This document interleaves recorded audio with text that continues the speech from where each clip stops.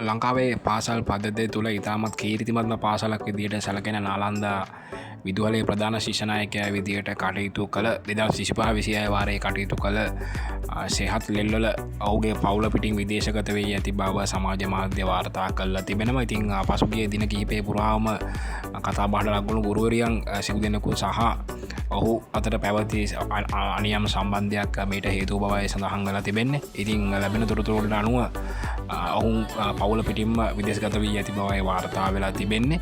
ඉතින් ඇත්තටම මේක සමාජයේ දැඩි කතාබහට ලක්වුණු දෙයක්. මොකද මේ ගුරුවරියන් සම්පූර්ණ නිරුවත් වුණා ඔහුගේ ජංගම දුරකථනයේ ඉදිරි. ඉතින් ඒවා රෙකෝඩ් කරලා තමයි මේ ආකාරයේ සමාජ මාධ්‍ය ජාලාවලට මුදා හැරලා තිබෙන්නේ ඔහුගේ මිතුරෙකු විසින්. ඉතින් මේ පිළිබඳ පරීක්ෂණ පවා ආරම්භ කරලා තිබෙනවා. ඔහුව ශිෂ්‍යනායකකමෙන් ඉවත් කිරීමට කටයුතු කරේ නාලන්දා ඉස්කෝලේ විනය භාර කමිටුව විසින්.